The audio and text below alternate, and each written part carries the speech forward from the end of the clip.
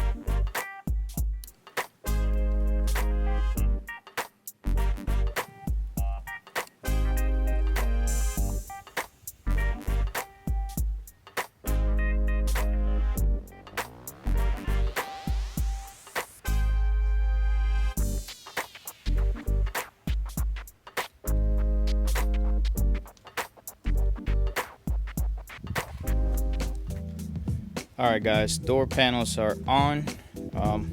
As you can see, I painted the covers for the speakers. They were all rusty. I pulled the panel off, sanded the metal portion a little bit, and just sprayed it with some spray paint. And now we're gonna move on to the center console here. Gotta do the head unit. Let's see where I left off. I think I just need to look back here, make sure all the wires are not getting caught behind anything back there. And I think this one is already nice and tight. Yep, that was nice and secure. So I'm gonna grab this guy, pull it off, make sure all the wires are not getting all messed up behind it, and then put it in place. And then it should be fairly simple actually. But yeah, both door panels are on, which you know, it's coming along pretty nice, I would say. Now let's move on to the head unit and go from there.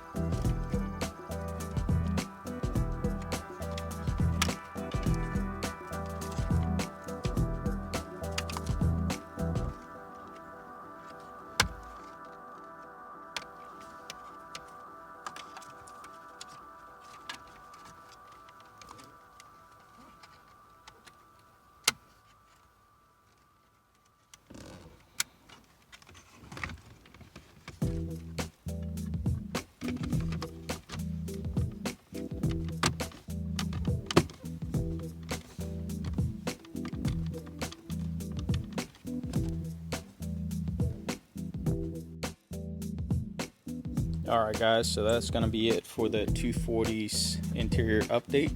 Now both panels are back on the car, and the head unit's finally back on, and I am actually pretty happy on how their unit came out, I'll tell you that. Now I do have a few stains on the seats that didn't come out. I don't know why. You know, it's a 25-year-old car, and you know, it's not a show car by any means, but it definitely looks a lot better than what it used to. Now, for the most part, it is a complete interior.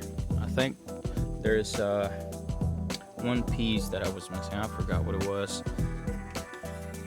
I think it was the covers for the seats here on the bolts. Those little covers. That's the ones I do not have. And yeah, but you know, I do think it came out pretty nice. The dash doesn't have any cracks, and the head unit, it just makes it flow. I don't know. I just can't get over that. You know, I think all 240s should have came with a double din from the factory. But yeah, that their unit, man, it just cleans it up real good. And I do still have to show you the LEDs and the AC controls and the cluster. So I am gonna have to wait for it to get dark a little bit, and I will show you the lights. I really think you can see them now. Let me see. Yeah, you can't really see much now. Yeah, you can see them turn on, but you can't actually see what they're supposed to look like. But yeah, I do plan on maybe redoing this side of the carpet. because it does have a pretty nasty hole underneath the floor mat. I don't know if you can see it there. So I may be doing I don't know if I'll be doing a whole carpet or just that section of it. And I don't know what the deal is with the gas gauge still. I don't know, honestly. I have to look into that.